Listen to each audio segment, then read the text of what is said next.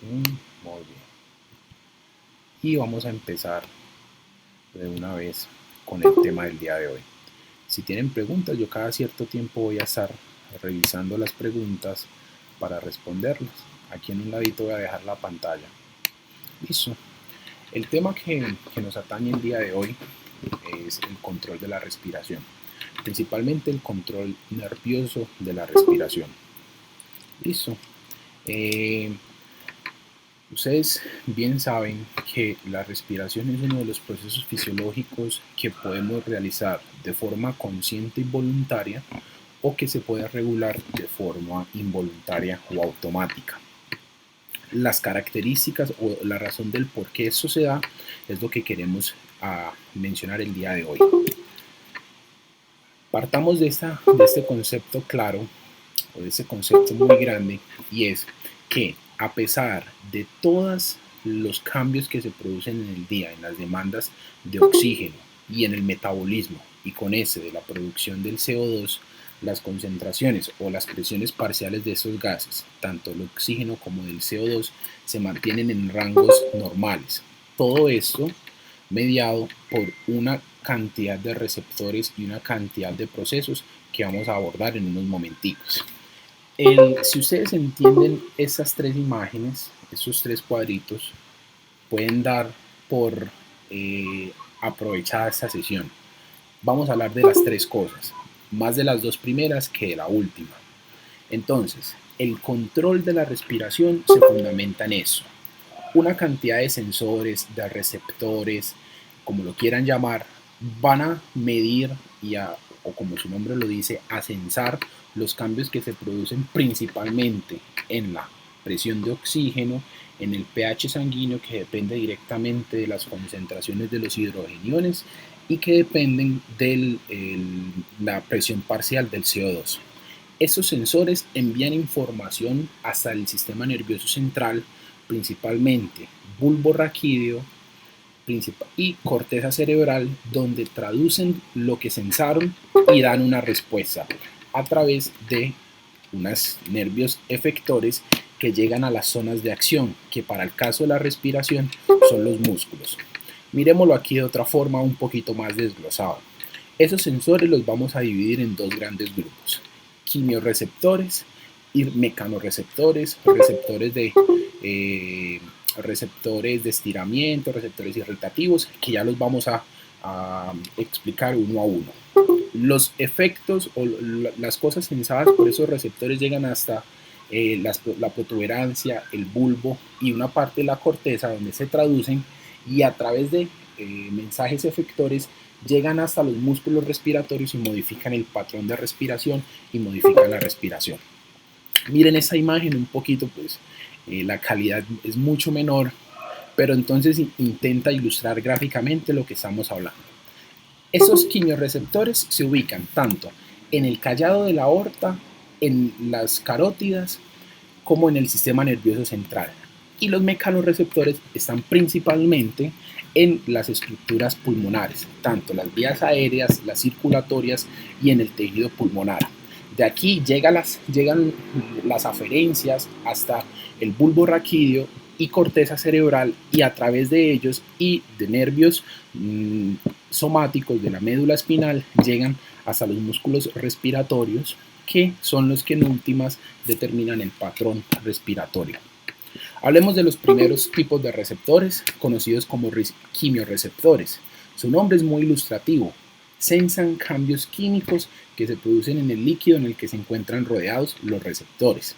Tenemos dos grandes grupos, unos centrales, que se ubican en el sistema nervioso central, en el cerebro, y los otros periféricos. Los centrales están ubicados específicamente al lado de la salida de los nervios craneales glosofaringeo y vago, en la superficie ventral del bulbo raquídeo. Y los nervios periféricos, los quimiorreceptores periféricos, los encontramos en el seno carotidio. Recuerden entonces que el seno carotidio se encuentra en la bifurcación de las arterias carótidas, en la bifurcación de carótidas externas e internas, y los cuerpos aórticos, que están por encima y por debajo del callado aórtico. Listo. Entonces, esa imagen a blanco y negro obtenida del libro de West, de Fisiología Respiratoria, del libro de West, que está en PDF circulando por todo lado. Entonces intenta ilustrar un poco cómo actúan los quimiorreceptores. Aquí donde dice quimiorreceptor, entonces es el cúmulo de células que se encuentran en el líquido extracelular del sistema nervioso central, exactamente en la protuberancia, en el bulbo raquídeo. Esos son los vasos sanguíneos que llegan al cerebro, y ese espacio blanco se refiere al sitio por donde transcurre el líquido cefalorraquídeo. Entonces, recuerden que en el sistema nervioso central o la circulación del sistema nervioso central tiene una característica importantísima, y es su selectividad, la selectividad que tiene por las sustancias que se encuentran dentro de él, dada por la barrera hematoencefálica. La barrera hematoencefálica entonces representa una barrera importantísima para la difusión de hidrogeniones y de bicarbonatos, que son quienes en la circulación periférica regulan el pH sanguíneo.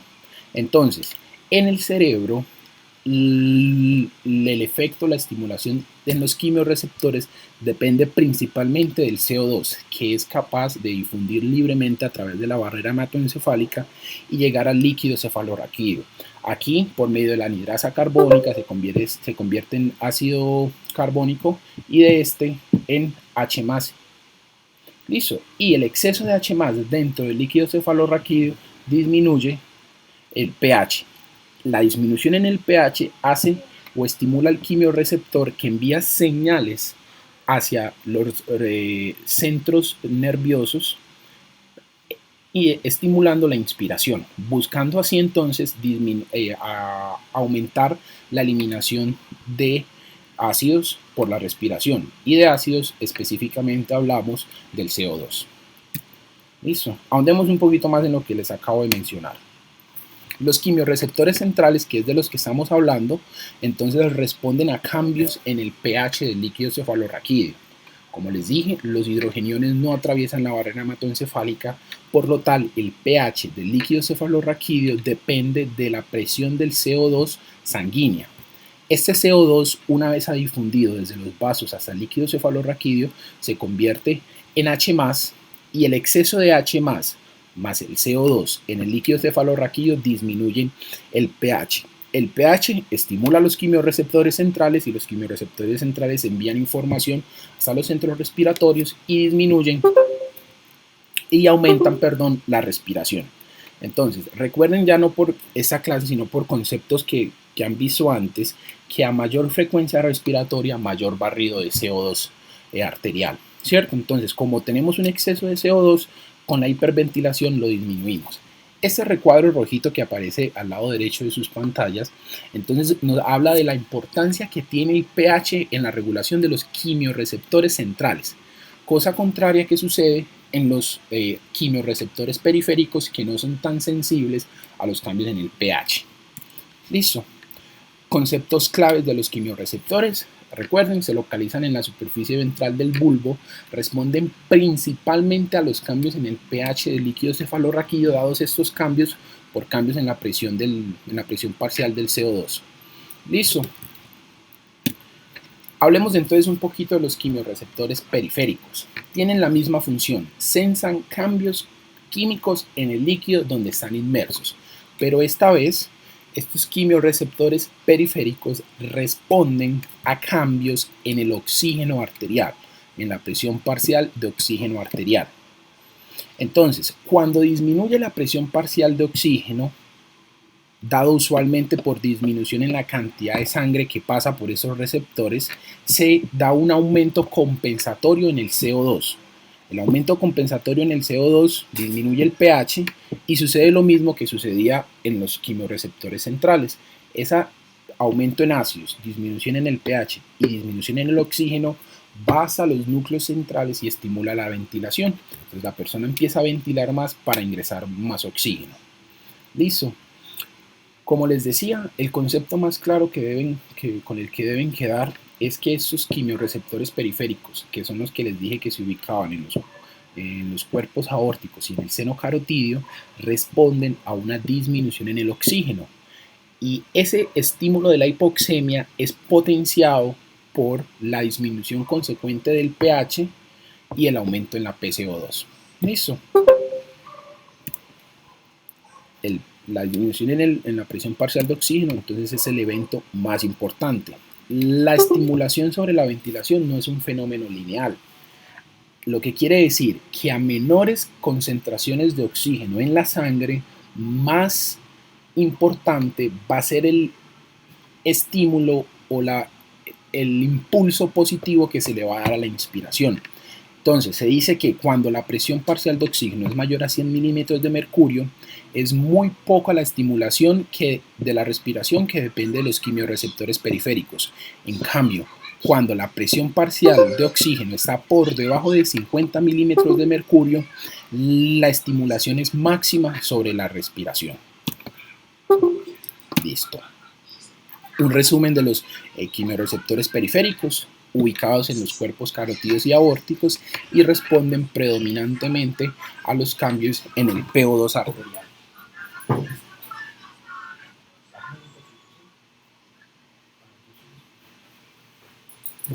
Muy bien.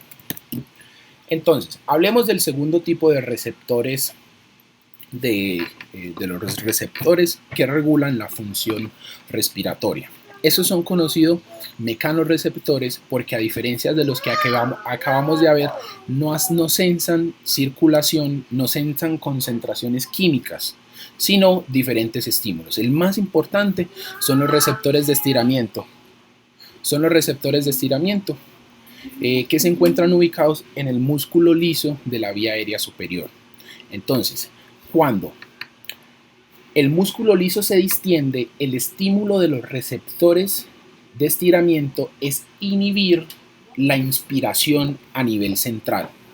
Este es el reflejo que pues, ya casi no se utiliza en la clínica, pero algunos profesores mencionan y hablan del reflejo de Hering-Breuer, que se refiere a que cuando hay una distensión pulmonar, se distienden los tejidos pulmonares, los receptores de estiramiento envían señales inhibitorias hacia los centros respiratorios, bloqueando la inspiración.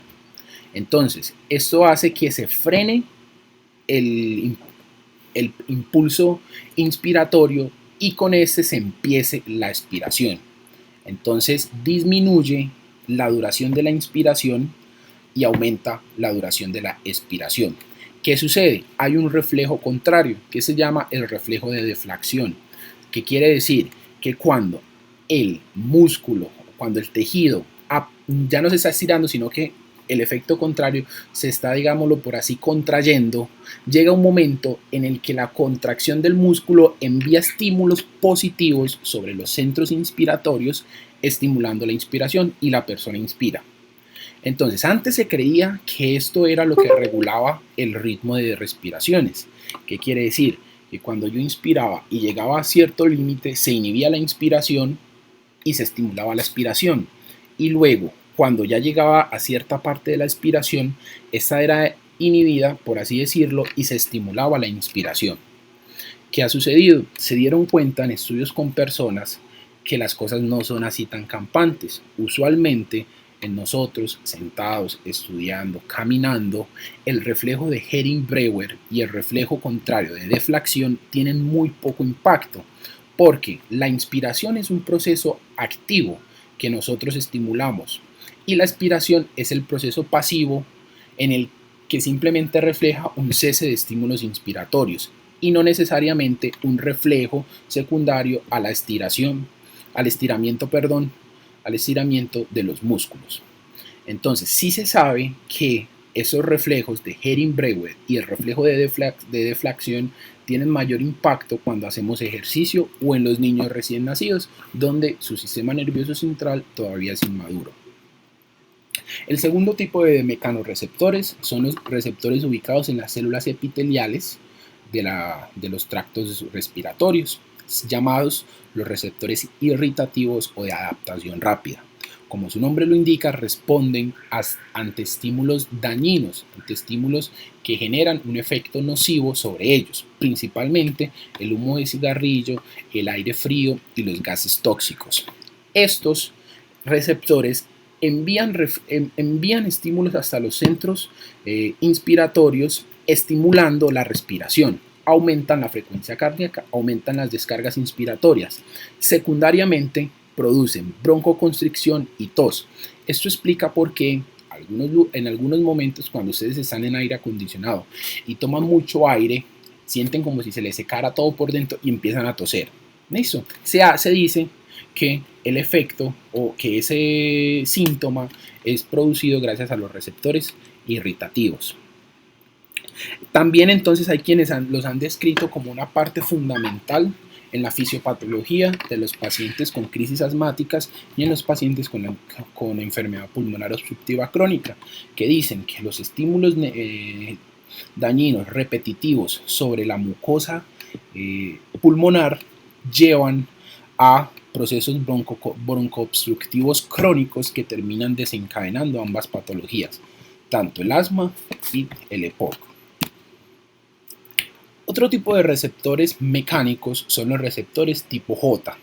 Estos se encuentran en las paredes de los alveolos pulmonares y su estímulo depende entonces de un edema intersticial o de la congestión capilar, principalmente en pacientes con falla cardíaca, que recuerden que hacen toda una congestión de la circulación pulmonar y un transudado desde los capilares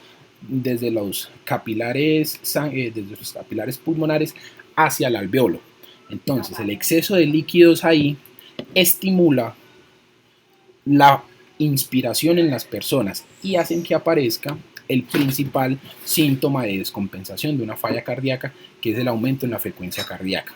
Entonces, cuando a la persona le falla el corazón y se le devuelve toda esa sangre, se acumula en los pulmones y pasa a los alveolos, los receptores tipo J estimulan en los núcleos centrales, en los núcleos respiratorios, la respiración. ¿Listo? En algunos libros, si no estoy mal, lo describen en el libro de Best y Taylor de fisiología, hablan de unos receptores tipo C que se encuentran, que son similares a los receptores tipo J, pero que se encuentran en la pared de los bronquios antes de llegar a los alveolos y tienen un efecto muy similar. Ante cualquier noxa que los estimule, inducen taquipnea, broncoconstricción y secreción de moco, la secreción mucosa. ¿Listo? Otro tipo de receptores son los propioreceptores, la propiocepción muscular. Se ubican en los tejidos musculoesqueléticos, entonces en los músculos respiratorios, los músculos accesorios de la respiración, así como también en los músculos de la prensa abdominal, en todos los tendones y en las articulaciones de la caja torácica. Entonces, cuando de acuerdo al movimiento, de acuerdo a la posición y de acuerdo a los cambios que se produzcan en estas estructuras, se mandan estímulos específicos hacia los centros respiratorios y de ahí estímulos a los músculos nuevamente, una retroalimentación. El efecto más importante es este. A mayor estiramiento de los músculos respiratorios, entonces cuando se estiran estos músculos respiratorios, el estímulo que va hacia los centros respiratorios es el de dar una contracción de estos músculos más grande, y con esa contracción más grande, mayor la expiración. ¿Listo?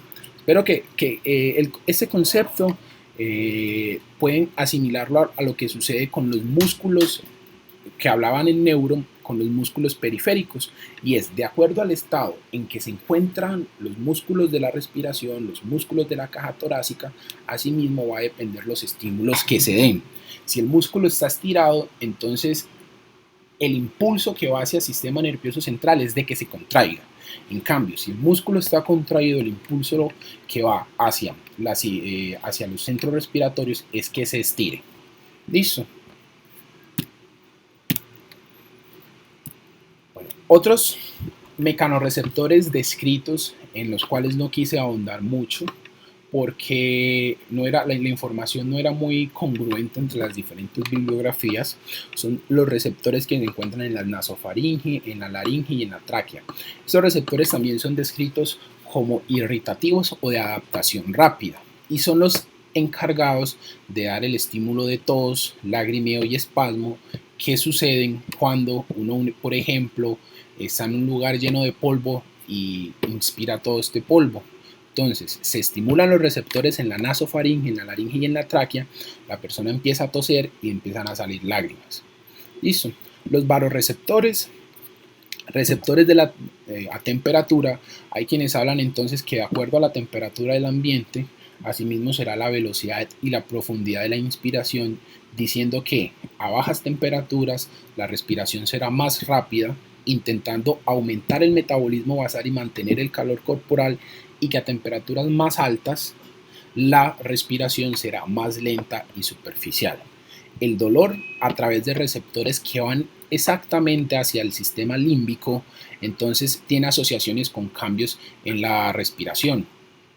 El estímulo doloroso entonces aumenta la velocidad y la profundidad de las respiraciones. Si bien acabamos de hablar de muchas cosas que uno diría, wow, qué gente tan tesa la que describió todo esto, el principal problema que tienen las teorías de la regulación central de la respiración es que hay mucha gente hablando de eso, mucha gente diciendo cosas contrarias y no se han puesto de acuerdo, porque aún desconocemos muchos detalles sobre cómo funciona en verdad esta función. Las teorías más aceptadas son las que acabamos de hablar, que describen quimioreceptores y mecanorreceptores ubicados en distintos lugares, enviando constantemente señales hacia los núcleos centrales para que ellos traduzcan la información y den una orden específica a los músculos efectores. Los centros respiratorios, vamos a ver, bueno, de momento nadie ha dicho nada. Los centros respiratorios, a pesar de que los centros respiratorios se ubican en el bulbo, en la protuberancia, en el bulbo raquídeo y en la corteza cerebral. A pesar de que hablamos de centros respiratorios, estos no representan unas zonas delimitadas anatómicamente, sino más bien un grupo de neuronas que tienen diversas funciones. Un grupo de neuronas que se relacionan funcionalmente, un grupo de neuronas que se relacionan, un grupo de neuronas que se relacionan funcionalmente. Hay tres estructuras importantísimas que son las que deben quedar claras en este momento. La formación reticular ascendente, 1, 2, el núcleo apnéusico y 3, el núcleo neumotáxico. La formación reticular se divide en dos zonas, una zona dorsal o posterior y otra zona ventral o anterior. La zona dorsal tiene actividad inspiratoria, lo que quiere decir que desde aquí se dan impulsos que van hacia los músculos efectores e inducen la inspiración, los músculos encargados de la inspiración. ¿Listo? Estas neuronas tienen la característica de realizar descargas periódicas como si fueran marcapasos del corazón. Y estas descargas entonces son las que le dan el ritmo a la respiración cuando no lo estamos haciendo conscientemente. Listo, depende entonces de la zona dorsal, la zona posterior de la formación reticular. Ahora, la zona ventral o la zona anterior de la formación reticular, ese conjunto de neuronas tienen la actividad contraria, una actividad expiratoria, que lo que hace es enviar estímulos inhibitorios hacia la zona de activación inspiratoria y relajan los músculos. Lo que les decía previamente, esta zona no actúa todos los ciclos respiratorios, simplemente o solamente actúa cuando se movilizan grandes volúmenes de aire. ¿Por qué? Porque la expiración en condiciones fisiológicas es un proceso pasivo. Nosotros tomamos y contraemos músculos para inspirar aire, pero cuando relajamos esos músculos se produce la expiración. Entonces, esta zona ventral no actúa constantemente. ¿Listo? Nuevamente, no existen acuerdos de cuál es la forma en la que se regulan los impulsos del ritmo respiratorio. La teoría más aceptada es la de las descargas cíclicas en la formación reticular. Asimismo, muchachos, en esta formación reticular es donde llegan los estímulos, donde llegan predominantemente los estímulos provenientes de los quimiorreceptores y los estímulos provenientes de los mecanorreceptores. Los otros dos centros importantes son estos, el centro apnéusico y el centro neumotáxico. Este centro apnéusico se ubica en la protuberancia, en la zona inferior a la formación reticular y envía estímulos excitatorios hacia la porción posterior de la formación reticular, esa porción inspiratoria, esa porción estimulada que estimula la inspiración. Entonces, estimulaciones en el centro apnéusico lo que hacen es aumentar la respiración. Es muy curioso porque se llama el centro apnéusico, porque apneusia se refiere es al paro de la respiración en una inspiración prolongada. Se vio en unos ratones que al cortar por encima del centro apnéusico, los ratones dejaban de respirar, pero característicamente lo dejaban de hacer en la fase inspiratoria. Entonces es como si tomaran aire y se quedaran con el aire adentro y ya, y ahí se morían los ratones sin respirar. Entonces hacía un paro respiratorio apnéusico, un paro en inspiración prolongada, y por eso se denomina el centro apnéusico. Por otra parte, el centro neumotáxico tiene el efecto contrario. Este se ubica en la porción superior de la protuberancia y lo que hace es enviar estímulos inhibitorios hacia la zona posterior de la formación reticular. Entonces, cuando estamos inspirando, empezamos a tomar aire, el centro neumotáxico se activa y envía estímulos inhibitorios de la inspiración hacia la zona dorsal y se detiene la inspiración. Entonces, por lo tal, el centro neumotáxico es el principal regulador del volumen inspiratorio, qué tanto aire introducimos en una arcada respiratoria, y en forma secundaria de la frecuencia respiratoria. ¿Por qué? Partamos de este hecho. Siempre que tomo aire y dejo de contraer los músculos inspiratorios, empieza la expiración. Entonces, si mi proceso inspiratorio es más cortico, quiere decir que mi inspiración también es más cortica. Y si en 60 segundos corto la inspiración a cada segundo, quiere decir entonces que cada segundo voy a tener una inspiración, una expiración y una expiración, una inspiración y una expiración, una inspiración y una expiración, una inspiración y una expiración. Si este proceso lo repito en cada menos tiempo, o sea, si el centro neumotáxico se dispara a una frecuencia mayor, quiere decir que vamos a estar produciendo ciclos de inspiración y expiración más rápido. Y en un minuto vamos a respirar a una mayor velocidad. Entonces, por eso se dice que el centro neumotáxico adicional de regular el volumen inspiratorio también regula la frecuencia cardíaca, la frecuencia respiratoria. Perdón. Por fuera de estos centros que acabamos de mencionar, el de la formación reticular, el apnéusico y el neumotáxico, que son quienes regulan automáticamente la respiración, existe una forma de regulación voluntaria que depende de núcleos específicos en la corteza cerebral. Esos núcleos específicos que se organizan en una forma difusa, que se distribuyen difusamente a lo largo de toda la corteza cerebral, son quienes nos permiten controlar voluntariamente la respiración. De esta forma, yo decido si respiro más rápido, si respiro más lento o si por el contrario hago una apnea. Asimismo, entonces, son quienes nos permiten realizar expiraciones forzadas, como la que utilizamos para apagar una vela, hacer eso depende de los centros respiratorios que se encuentran en la corteza cerebral. Asimismo, si bien pues no hace parte como tal de la respiración, el poder hablar requiere la salida controlada de aire a través de el paso controlado de aire a través de nuestro aparato fonatorio, de las cuerdas vocales, de la lengua, y todo esto va a depender de los núcleos que se encuentran en la corteza cerebral y de los estímulos que tiene la corteza cerebral sobre los centros automáticos, o sea, sobre los centros de la formación reticular. Lo que les había dicho, la hiperventilación disminuye la PCO2, dado que aumenta la ventilación alveolar, y que con esto a su vez inhibe la necesidad de ventilar durante algunos segundos.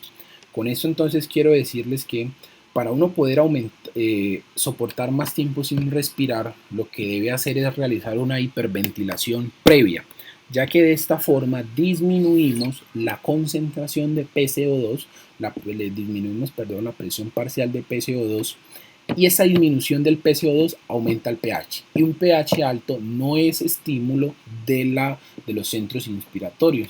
Entonces la persona es capaz de aguantar más tiempo sin tomar aire. Un resumen muy puntual de los centros respiratorios.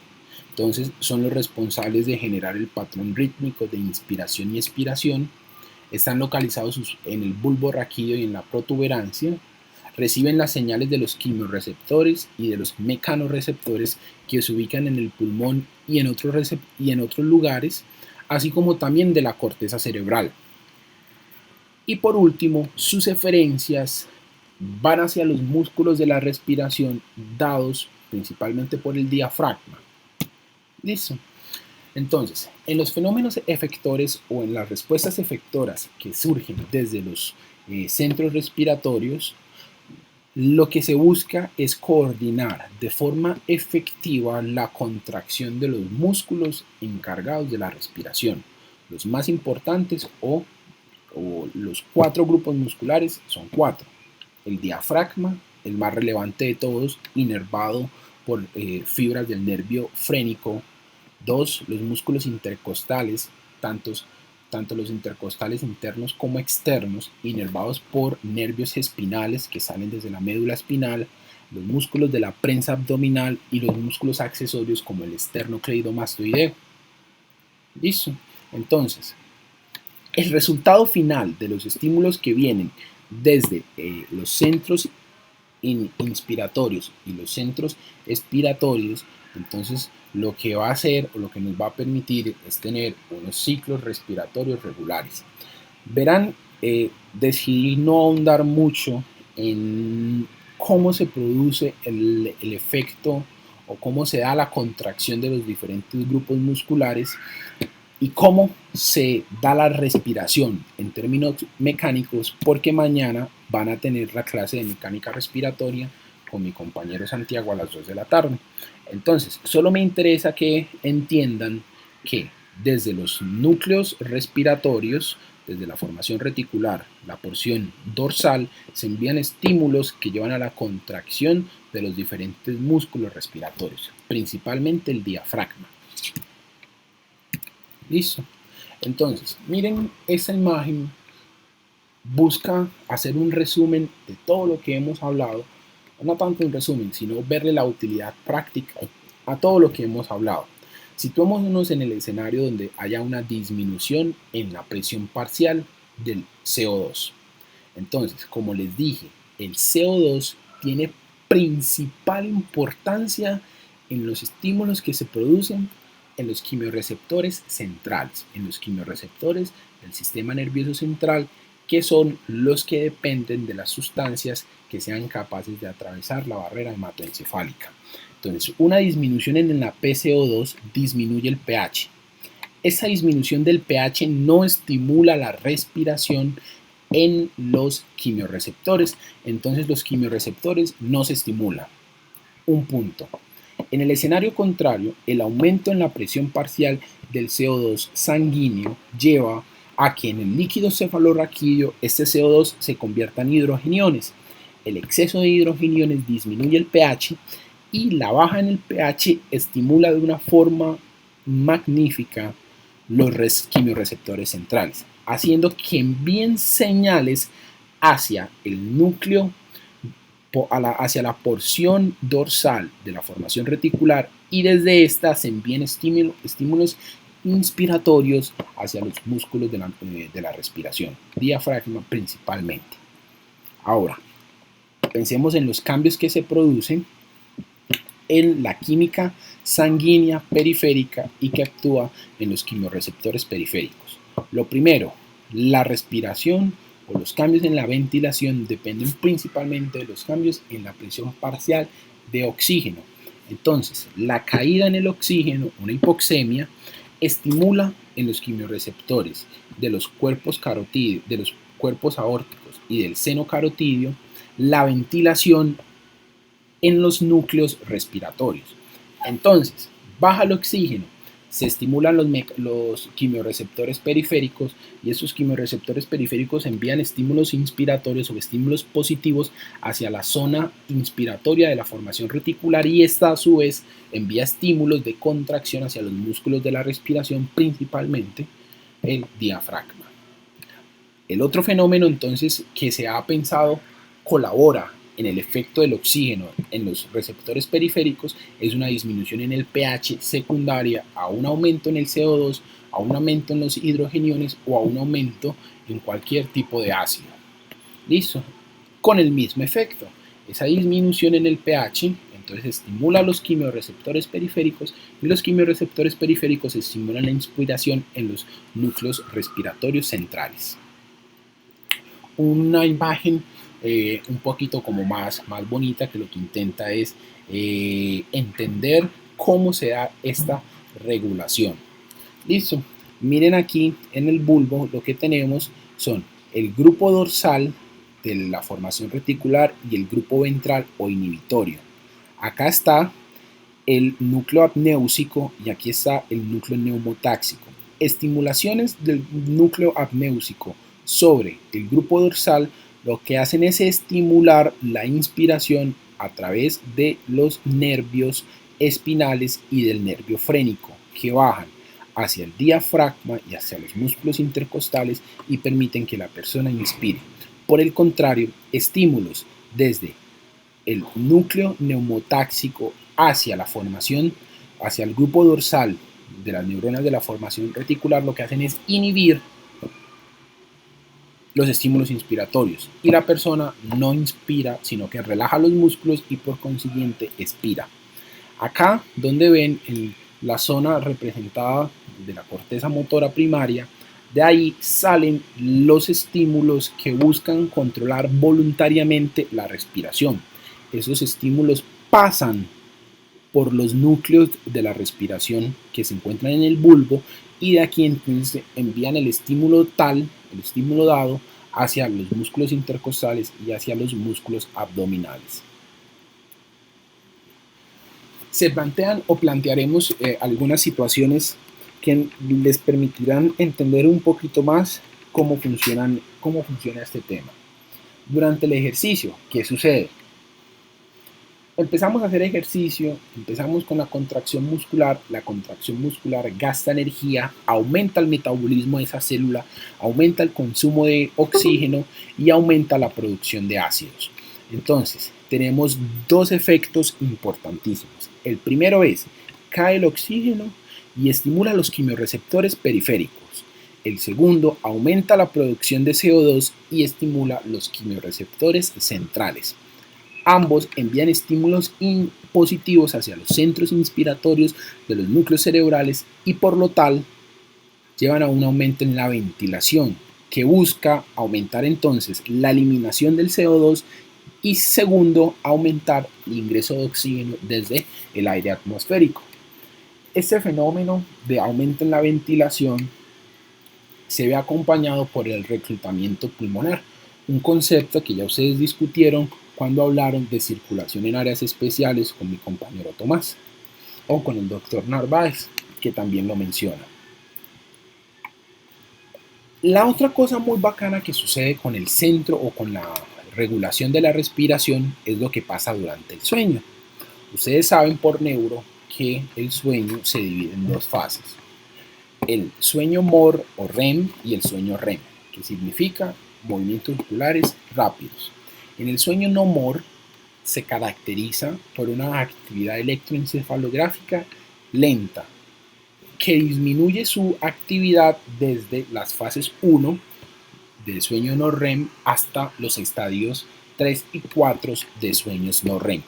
En un principio, cuando nos estamos quedando dormidos, que ingresamos a la fase 1 del estadio REM, no REM, entonces la respiración o los ciclos respiratorios son irregulares, caracterizados por la presencia de periodos de apnea e hipernea.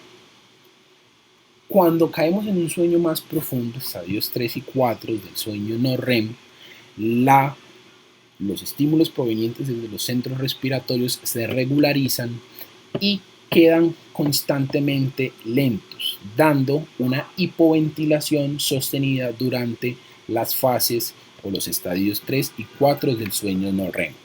Esto entonces por las características de la actividad eléctrica del cerebro. ¿Listo? Durante ese sueño no REM es característico que las ondas cerebrales disminuyan su amplitud y su frecuencia, y junto con esa disminución en las ondas cerebrales también disminuyen los estímulos desde los centros respiratorios. Caso contrario, entonces, lo que sucede en el sueño REM, en el sueño de movimientos oculares rápidos. Este se caracteriza por tener una actividad electroencefalográfica igual a la que tiene una persona que está despierta. Listo. Recuerden que durante el sueño REM es en el que soñamos, entonces el patrón respiratorio va a depender exclusivamente de lo que estamos soñando. Entonces el que está soñando que está nadando, que está corriendo, empieza a respirar rápido, mientras que el otro que está soñando que está en el agua, bañándose, que está flotando en la mitad del océano, que tiene una respiración lenta, asimismo va a estar respirando asimismo va a estar respirando el cuerpo, por así decirlo. Durante el sueño no REM sucede algo muy curioso. Ustedes saben que se caracteriza por una atonía de todos los músculos esqueléticos, de todos los músculos voluntarios del cuerpo, menos 3. El diafragma, que sigue moviéndose para que la persona respire, los músculos del oído medio, y tercero, los músculos oculares externos, que son entonces los que permiten que durante esta fase del sueño la persona mueva los ojos de una forma irregular. Entonces, junto con la inhibición, vamos a ver, yo cómo traduzco ese poco de palabras en algo que se vuelva en verdad práctico. Es básicamente que durante el sueño, la caída de toda la actividad eléctrica en general, de la actividad eléctrica del cerebro, entonces también se acompaña de una menor respuesta a los cambios que se produzcan en la respiración.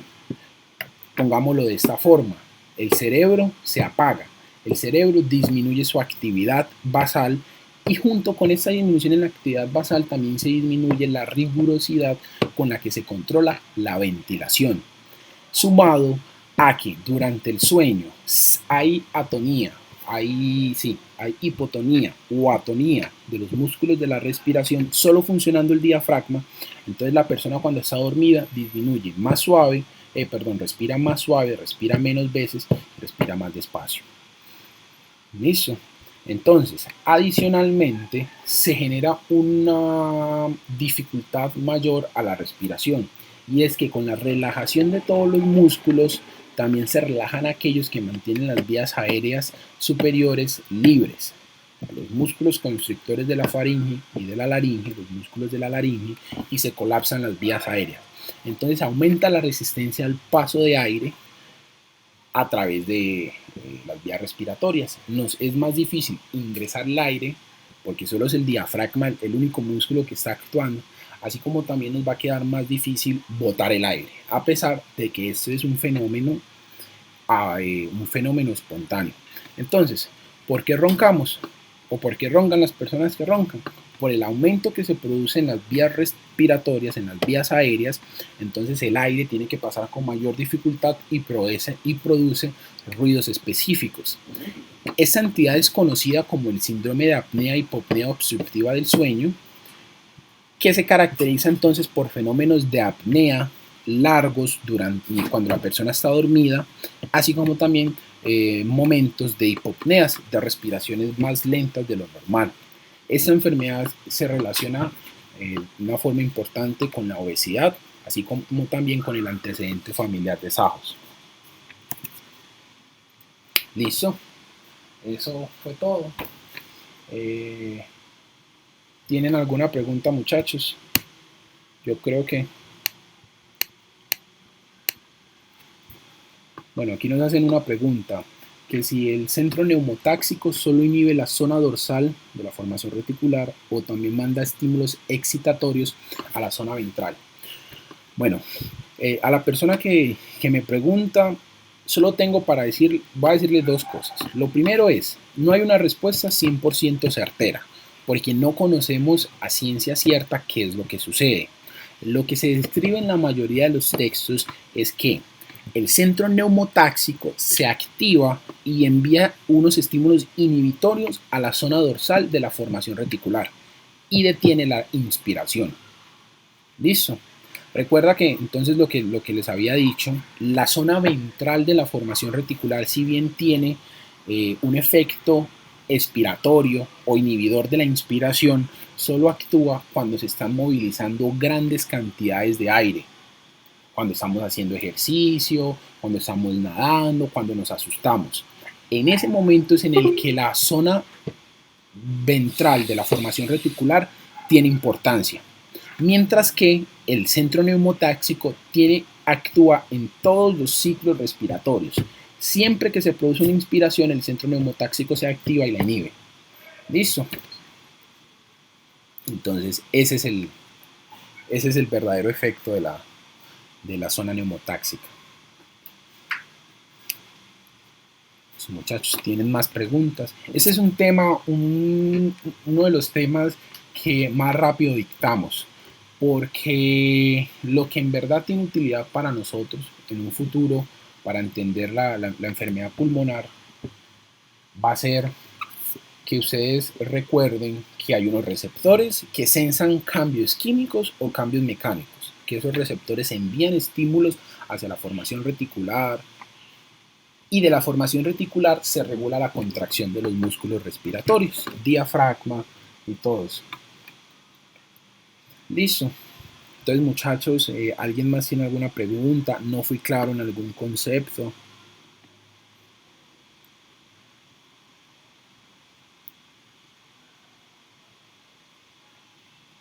Si se les ocurre alguna cosa, pues nos pueden escribir a través de la página de Tutores Pares o me pueden escribir directamente a mí y en lo que pueda les colaboraré.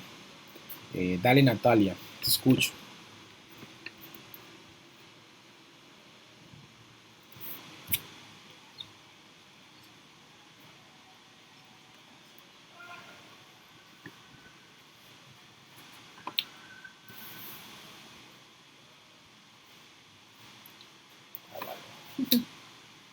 Mira, la expiración tiene un centro o simplemente se da por la emisión de los centros inspiratorios. Buenísima, buenísima la pregunta, Natalia, porque eso es lo que más confusión nos genera cuando, pues, o me generaba a mí cuando estaba estudiando este tema por primera vez. La expiración es un proceso espontáneo, o sea, uno expira cuando deja de inspirar. Entonces, los centros inspiratorios que están representados por las neuronas en la zona dorsal de la formación reticular se activan y la persona empieza a tomar aire. Cuando estos centros se inhiben, la persona deja de tomar aire y lo empieza a botar. Entonces, si ese es el concepto del ciclo respiratorio. Ahora, punto aparte ahí. Pasemos al siguiente párrafo. La expiración o las neuronas que se ubican en la zona ventral de la formación reticular tienen estímulos inhibitorios de la inspiración y por lo tal tienen estímulos pro expiración. Espero que me hayan entendido hasta ahí. Pero esas neuronas solo actúan cuando estamos haciendo movilizaciones grandes de volúmenes de aire. O sea, cuando la persona está haciendo ejercicio, cobran importancia. Cuando la persona está asustada, está furiosa, que aumenta la frecuencia respiratoria, que aumenta el volumen de líquido, el volumen de aire que tomamos en cada respiración, en esos momentos es que las neuronas actúan como un centro pro expiración, estimulándola, pero en condiciones fisiológicas no lo hacen.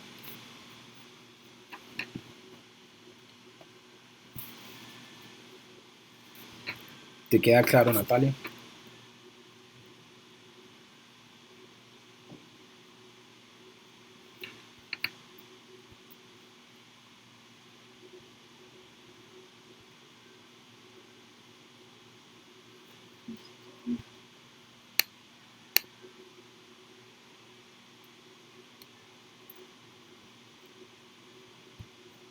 Efectivamente, efectivamente.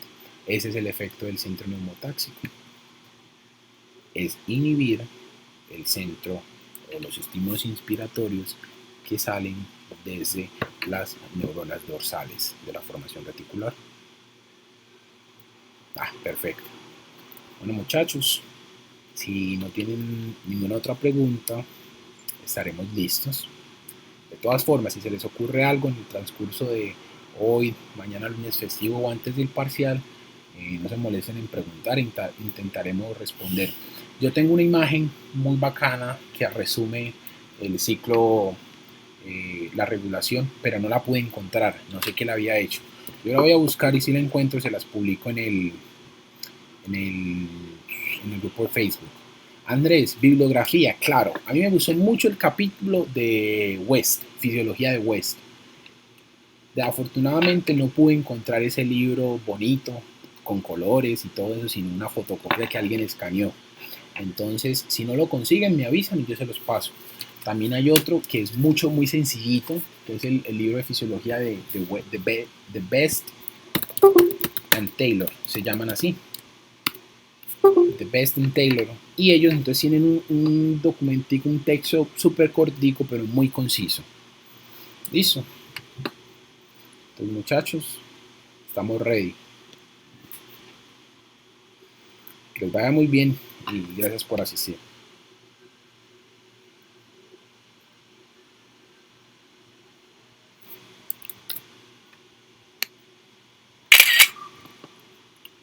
Pues eso no son todos. Acaban de ir, se fueron como 5 ahorita mitad de las despedidas.